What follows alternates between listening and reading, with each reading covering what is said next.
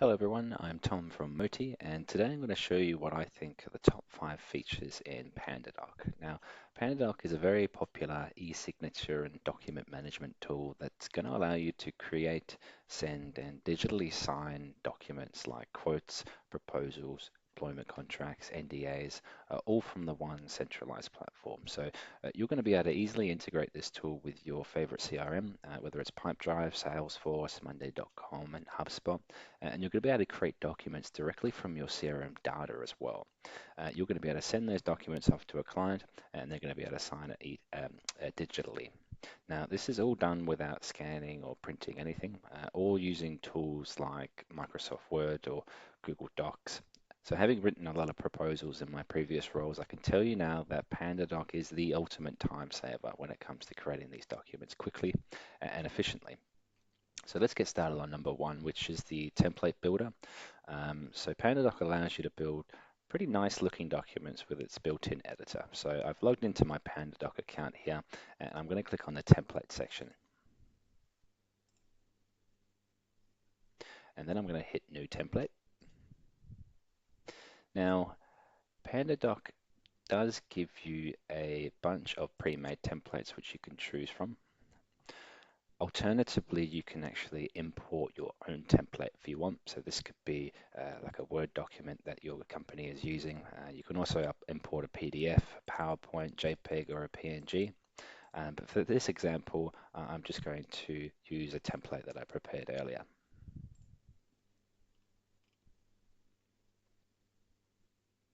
So this is my template I made for a fake company called Coffee & Co. They supply coffee beans and coffee equipment all over the world, and their sales team would be using this template for any proposals they send to their clients. Now, the proposal was made up of things called content blocks. So these content blocks can be dragged into the document here. You'll notice that there's image blocks, there's text blocks as well. If I scroll down a little bit, you'll notice I can add a table of contents to the documents here. Here you can see that I can even add a video. So this could be some sort of marketing video or maybe a short company introduction. You'll notice as well I can even include a link to Coffee & Co.'s Instagram page here. If I scroll down a little bit here, this section here was actually made using Canva. So Canva integrates really nicely with PandaDoc. So if you've got any of your designs in Canva, you can quite easily import them into PandaDoc as well.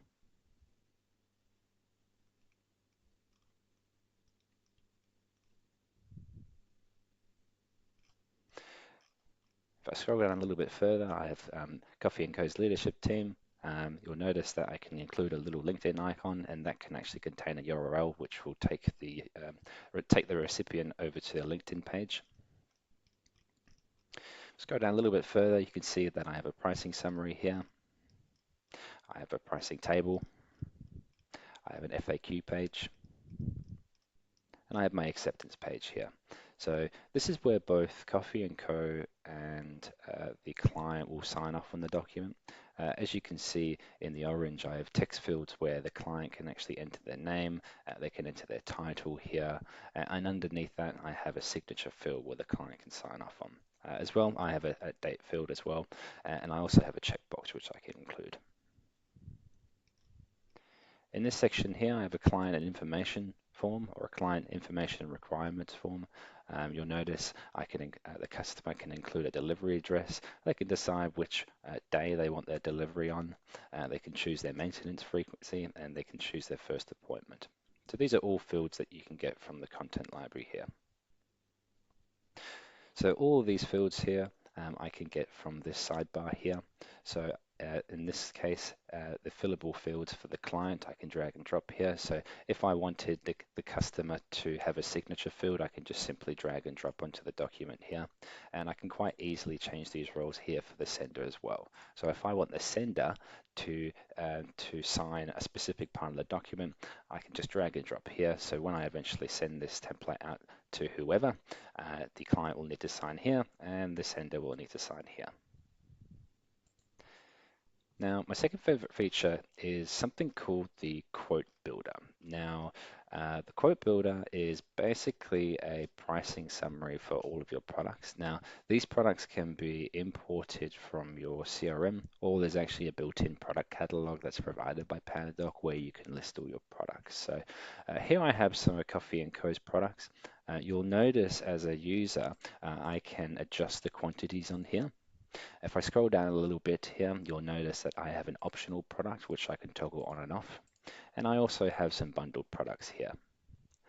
Take note that when I'm updating these quantities, the total overall price is going to change along with that. Now I can edit these products here and I can add products manually. Alternatively, I can add from my product catalog. If I want the customer to be able to change the quantity on this product, I can toggle this on and off, as well as make it as an optional item. If I want to change the design or layout of this, I can do as well. So here are a few options. Of course, on the right-hand side here, I can change the different background colors, primary colors, text, fonts, and all that sort of stuff as well. So next up we have variables. Now you'll probably notice, as I've been scrolling down on this document, you probably notice these text fields that are highlighted yellow. So this is what makes PandaDoc stand out. And these are called variables. So if you've used something like Microsoft Mail Merge before, you're probably fairly familiar with this already, but they're basically merge fields that help you save a bunch of time by automatically filling in information that might frequently occur in a document. So in this case, this is a variable called deal organization name, which is just the client's company name. So for example, if I want to include the company name in more than one location across this template, I can use a variable just like this. So when I go to send this document to the client, PandaDoc is going to ask me to fill in this variable or the company name. So once I fill that out, it's going to fill in this variable across the whole document, so I don't have to go in and manually update the company name across the whole document. Now, the exciting part of all this is this information can actually flow through from your CRM. So you can initiate the creation of a document from a CRM. And which brings me to number 4, which is integration. So as I mentioned earlier, PandaDoc integrates very, very nicely with a whole bunch of CRMs. And I'm going to demonstrate now by using something called Pipedrive. And I'm just going to show you how we initiate a document for sending. So if I just go up into here, I've already done the integration between PandaDoc and Pipedrive. And I'm going to go into a deal here called the Buzzing Bees Bakery Group. So this deal is for a company called Buzzing Bees Bakery, and you can see that there's a contact associated to this deal, which is Timothy Denton. If I scroll down, you'll notice that PandaDoc's going to be in the sidebar and it's going to have a create document button. So let's click this.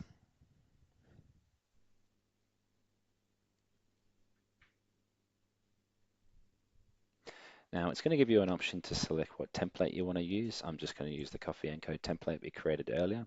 And then it's going to ask me to assign roles. So for the client, I'm just going to use Timothy Denton.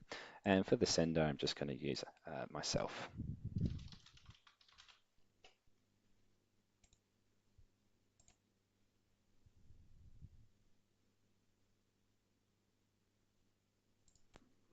Now, as you can see, the information has flowed through from Pipedrive. So I've got a proposal for Buzzing Bees Bakery, and I can see this is prepared for Timothy Denton at Buzzing Bees Bakery. I can see who it was created by. In this case, it's Tim Tester.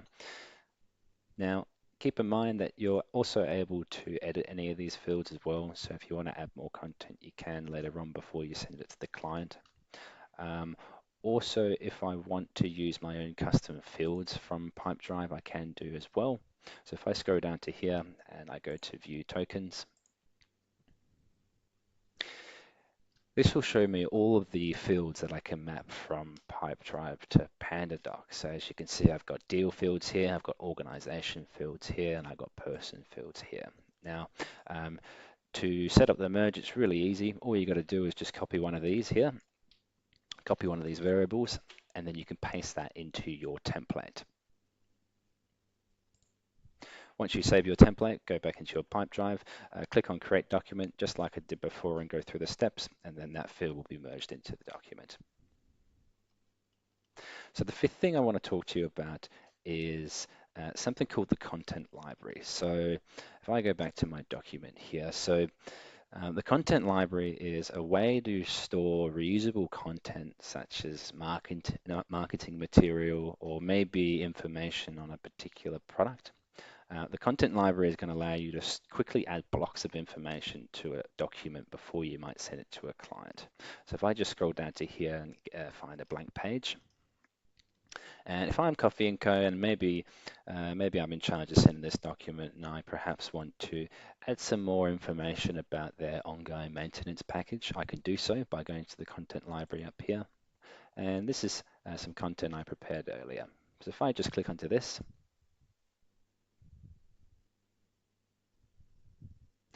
it's going to display in my document. And that's ready to go, really. I can send this to the client. If I want, I can make changes to this as well. A good thing about the content library is that sort of any formatting or colors or anything like that you set up beforehand are always going to show correctly when you quickly add it to the document. Now, there is a level of automation that you can add to this. So, for example, you can display certain content library blocks based on a certain condition. So an example for Coffee & Co, they're sending quite a lot of orders overseas. And for overseas orders, they might be liable for customs duty, or the customer might be liable for customs duty, let's say. You could set up a conditional block on here that says if the client company is outside of Australia, then you can apply, then you can include a certain clause in the terms and conditions, for example. Okay, well, thank you very much for listening. If you want to learn more or maybe just have a chat to see how this might integrate with your CRM, please don't hesitate to reach out. My details are below. Thank you very much.